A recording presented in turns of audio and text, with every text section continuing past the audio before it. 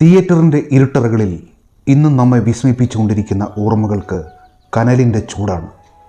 കാലം എത്ര കടന്നുപോയാലും ആ ചൂടൊട്ടും ആറിപ്പോകാറില്ല. ഒരു പ്രിസത്തിലൂടെ സൂര്യപ്രകാശം കടന്നു പോകുമ്പോൾ അത് സപ്തവർണ്ണങ്ങളായി മാറി മറിയുന്നത് പോലെ മനുഷ്യൻ്റെ എല്ലാ ഭാവങ്ങളും ഒരൊറ്റ ഫ്രെയിമിലൂടെ ആവാഹിച്ച വിസ്മയമായിരുന്നു സ്ഫടികം. സ്ഫടികം യഥാർത്ഥത്തിൽ ഒരു പേരന്റിംഗ് സിനിമയായിരുന്നു. ചിത്രത്തിൻ്റെ പേര് കേൾക്കുമ്പോൾ മനസ്സിൽ വരുന്നത് മോഹൻലാലിൻ്റെ നടപ്പും മീശയും ആടുതോമയുടെ ഉഗ്രതയുമാണ്. പക്ഷേ ഭദ്രന്റെ മനസ്സിൽ ഈ സിനിമ തുടങ്ങിയത് അവിടെ നിന്നായിരുന്നില്ല.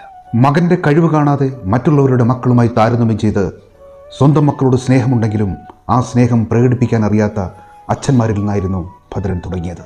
ജീവിതത്തിൽ കണ്ട 4 മനുഷ്യരുടെ സ്വഭാവങ്ങളിൽ നിന്നാണ് ചാക്കോ മാഷ് രൂപപ്പെട്ടത്. അതിൽ സ്വന്തം അച്ഛൻ്റെയും 3 അധ്യാപകരുടെയും നിഴലുകളുണ്ടായിരുന്നു. പാലായ്ക്ക് ചുറ്റുമുണ്ടായിരുന്ന 3 യഥാർത്ഥ റൗഡികളുടെ സ്വഭാവങ്ങളിൽ നിന്നാണ് ആടുതോമ പിറവിയെടുക്കുന്നത്.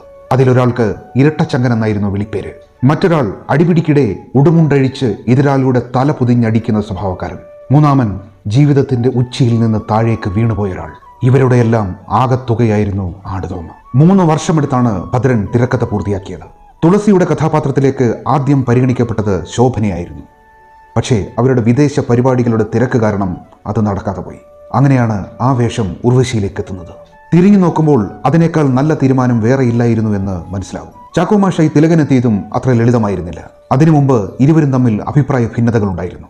പക്ഷേ സ്ഫടികം വന്നപ്പോൾ ചാക്കോ മാഷായി തിലകനല്ലാതെ മലയാളത്തിൽ മറ്റാരുമില്ല എന്ന് ഭദ്രൻ തിരിച്ചറിഞ്ഞു.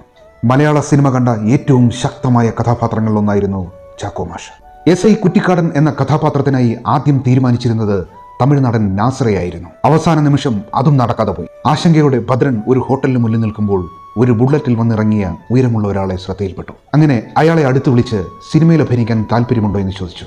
പിന്നീട് ജോർജ് എന്ന ആ ചെറുപ്പക്കാരൻ സ്ഫടികം ജോർജായി മാറി. വ്യത്യസ്തത കൊണ്ട് സമ്പന്നമായിരുന്നു ഈ സിനിമ.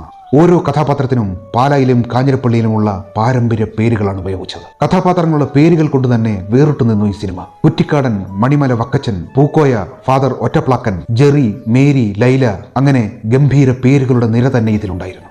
സിൽക്ക് സ്മിത അവതരിപ്പിച്ച ലൈല എന്ന വേഷം ഒരു അതിഥി വേഷമായി മാത്രം കണ്ടവരുണ്ട്.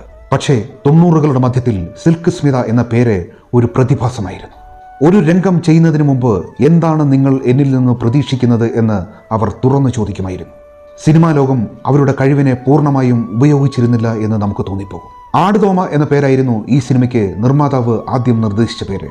പക്ഷേ കഥ കേട്ട അന്നത്തെ മന്ത്രിയായിരുന്ന KM മാണി സ്ഫടികം എന്ന ഭദ്രൻ നിർദ്ദേശിച്ച പേര് ഒരു കാരണവശാലും മാറ്റരുതെന്ന് തീർത്തു പറഞ്ഞു. ഏത് പ്രായക്കാരെയും ഹരം കൊള്ളിക്കുന്ന രീതിയിലായിരുന്നു ചിത്രം പുറത്തിറങ്ങിയത്.